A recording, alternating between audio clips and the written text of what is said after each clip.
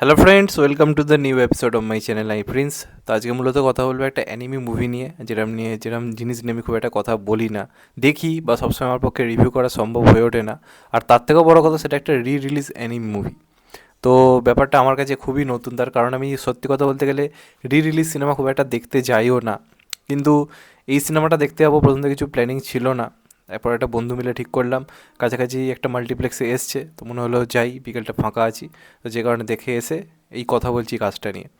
তো এই যে কাজটা রিলিজ করেছে, এটা মূলত রিলিজ, এবং এটা মূলত একটা ইন্দো জাপানিজ একটা অ্যানিম মুভি ছিল, যেটা রিলিজ করেছিল 1993-তে।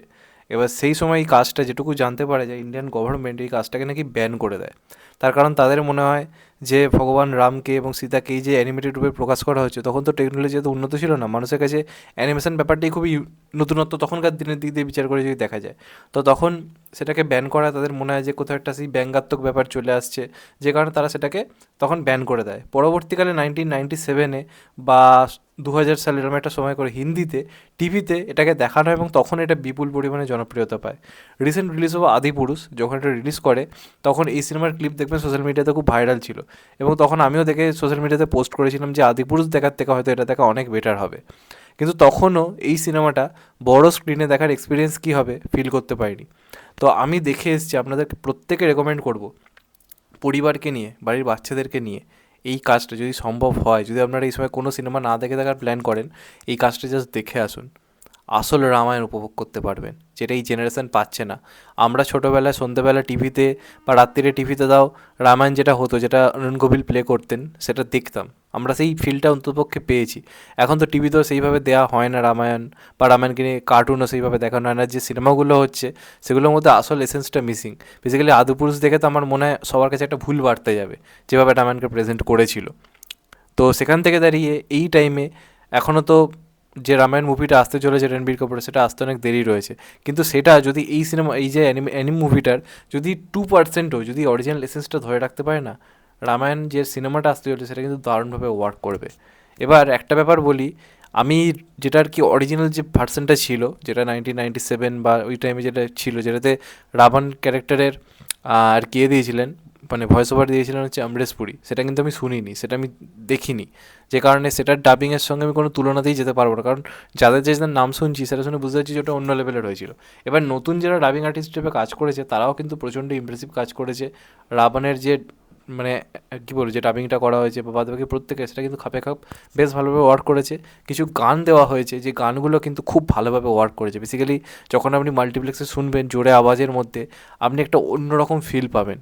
সেটাকে দারুণভাবে ক্যাপচার করা হয়েছে, এবং সর্বোপরি যে সিনগুলো রীতিমতো, এই যে আদিপুরুষ এত টাকা খরচ করেছে, এত টাকা খরচ করে তো একটা কার্টুন বানিয়েছিল, যদি সেটা ধরেও রাখে এটা বিগ বাজেট কার্টুন, এটা অনেক কম বাজেটে বানানো, এবং 1990s আমলে যখন টেকনিক্যাল দিকে উন্নত ছিল না, বুঝতে পারবে জাপান কতটা উন্নত।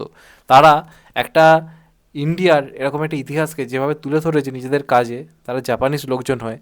সেটা যদি আমাদের ইন্ডিয়ার যারা মেকার, তারা যদি এর 2%ও পারতো না, একটা আদিপুরুষ তৈরি হতো না। অন্তত এই কাজটা দেখে তাদের শেখা উচিত ছিল, আদিপুরুষ সিনেমাটা করার আগে দেখা উচিত ছিল।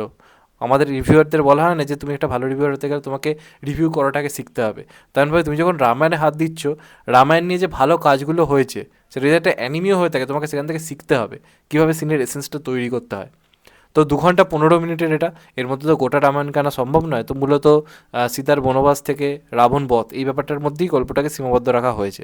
তো সেই যে জিনিসটা এত গ্রিপিং এবং এত ভয়ঙ্কর, আমাদের জানা সবই আমরা তো জানি, সবটাই তো আমাদের জানা।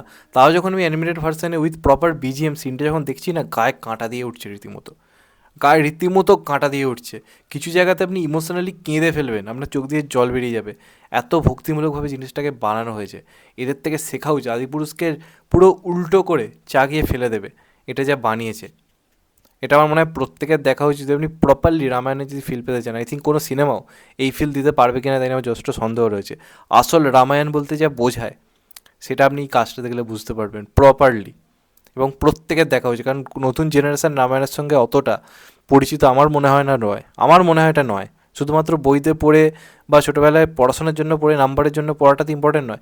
আমি কতটা সেটা দেখে কি শিখতে পারছি, জানতে পারছি, সেটা অনেক বেশি ইম্পর্টেন্ট। সেইটা এই জিনিসটার মধ্যে রয়েছে। প্রত্যেকটা আপনার চেনা জানা ঘটনা, সেটাকে আপনি যখন দেখছেন উইথ প্রপার অ্যানিম, এবং অ্যানিমটাও কি সুন্দরভাবে করা হয়েছে। জাস্ট দেখলে বুঝতে পারবেন আপনারা, এত সুন্দর ভিজুয়ালস। ওই টাইমে দাঁড়িয়ে বিভিন্ন যে যুদ্ধের সিকোয়েন্সগুলো, যখন রাম এবং রাবণের যে যুদ্ধ সেটাকেও যেভাবে দেখানো হয়েছে ওই টাইমে দাঁড়িয়ে, প্রত্যেকের শেখা উচিত এবং এটা রিলিজ হওয়া খুব দরকার ছিল, আর আলটিমেটলি দরকার ছিল। আমি এখন ভাবছি অরিজিনাল যদি ডাবিং আর্টিস্টদের দিয়ে যদি জিনিসটা এখন রিলিজ করতে আরও বেটার হতো। শুনতে পাচ্ছি মেকার্সের তরফ থেকে বলা হয়েছে সেটা করার পারমিশন তাদের কাছে নেই, এবং অরিজিনাল যে অডিও যে মাস্টারটা সেটাও নাকি মানে প্রবলেমেটিক হয়ে গেছে, যে কারণে সেটাকে রিএডিট করা সম্ভব মানে হয়নি, যে কারণে নতুনদের নিয়ে করতে হয়েছে। কিন্তু তারাও কিন্তু প্রচণ্ড ভালো মানে ভালো কাজ করেছে।